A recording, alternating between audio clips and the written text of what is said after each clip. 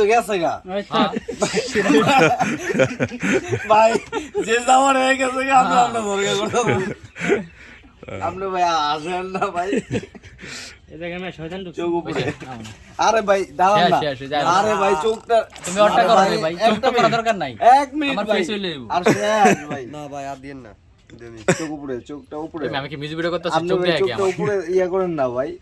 মানে আর ভাই চোখটা আন্দাজ করে দিতেন না আপনি ভাই আসেন না ওই যে চোখটা হালকা একটু উপরে